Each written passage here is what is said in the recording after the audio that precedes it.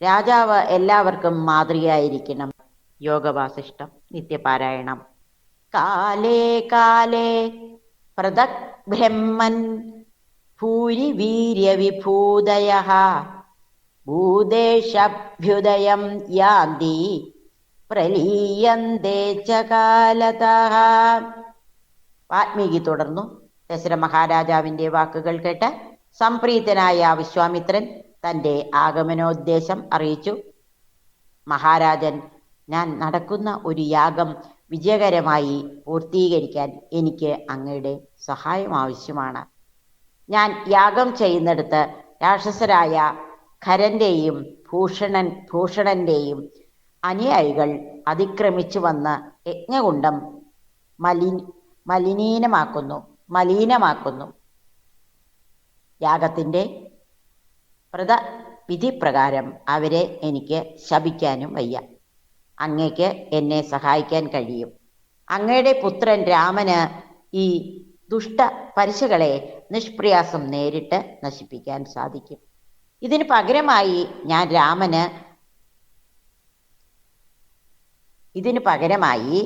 ഞാൻ രാമന് പല വിധങ്ങളായ അനുഗ്രഹങ്ങളും നൽകാം. അത് താങ്കൾക്ക് ഉന്നതമായ പ്രശസ്തിയെ പ്രദാനം ചെയ്യും. മകനോടുള്ള മമത കൊണ്ട് അങ്ങ് സ്വന്തം കർത്തവ്യത്തെ മറക്കാനിടവരരുത്. ഈ ലോകത്ത് മഹാന്മാർ ആരും തൻ്റെ കഴിവിനനുസരിച്ചേ സമ്മാനങ്ങൾ നൽകൂ. അങ്ങ് ശരി എന്ന് പറഞ്ഞാൽ ആ നിമിഷം രാക്ഷസന്മാർ കൊല്ലപ്പെട്ട് കഴിഞ്ഞു എന്ന് ഞാൻ കണക്കാക്കും. കാരണം രാമൻ ആരെന്ന് എനിക്കറിയാം. ഈ വസിഷ്ഠമുനിക്കും സഭയിലെ മറ്റു മഹാന്മാർക്കും അതറിയാം. ഇനി ഒട്ടും താമസിക്കരുത്. മഹാരാജൻ രാമനെ എൻ്റെ കൂടെ അയച്ചാലും. മഹർഷിയുടെ ഈ അനഭിമതമായ ആവശ്യം കേട്ട് രാജാവ് സ്തംഭനായിപ്പോയി. അല്പനേരം കഴിഞ്ഞ് അദ്ദേഹം പറഞ്ഞു, ഭഗവൻ, രാമന് വെറും 16 വയസ്സേ ആയിട്ടുള്ളൂ. യുദ്ധത്തിൽ പങ്കെടുക്കാനുള്ള യോഗ്യത കൈവന്നിട്ടില്ല. മാത്രമല്ല ഇതുവരെ അവൻ ഒരു യുദ്ധം കണ്ടിട്ടുകൂടിയില്ല. രാമന് പകരം എന്നോട് ആജ്ഞാപിച്ചാൽ ഞാനും എൻ്റെ സൈന്യവും അങ്ങയുടെ ആജ്ഞാനുസാരം രാക്ഷസരെ സമൂലം ഇല്ലായ്മ ചെയ്തുകൊള്ളാം. എനിക്ക് രാമനെ വിട്ടുതരാൻ വയ്യ. ഞാൻ രാവണൻ എന്ന പേരുള്ള അതീവ ശക്തിശാലിയായ ഒരു രാക്ഷസനെ പറ്റി കേട്ടിട്ടുണ്ട്. അയാളാണോ ഈ യാഗങ്ങളെ മുടക്കുന്നത്?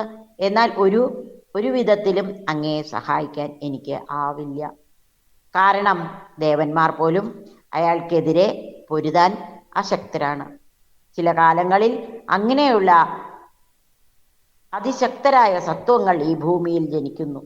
കാലക്രമേണ അവ ഇഹലോകവാസം വെടിയുകയും ചെയ്യുന്നു. വിശ്വാമിത്രൻ പെട്ടെന്ന് ക്രോധിഷ്ഠനായത് കണ്ട് വസിഷ്ഠമുനി ഇടപെട്ട് ശ്രീരാമനെ വിശ്വാമിത്രന്റെ കൂടെ അയക്കാൻ രാജാവിനെ ഉപദേശിച്ചു. ഒരു രാജാവ് താൻ കൊടുത്ത വാഗ്ദാനത്തിൽ നിന്നും ഒരിക്കലും പിന്മാറരുത്. ധർമ്മനിഷ്ഠയിൽ രാജാവ് എല്ലാവർക്കും മാതൃകയായിരിക്കണം. തീർച്ചയായും വിശ്വാമിത്രന്റെ കൂടെ രാമൻ സുരക്ഷിതനാണെന്നറിയുക.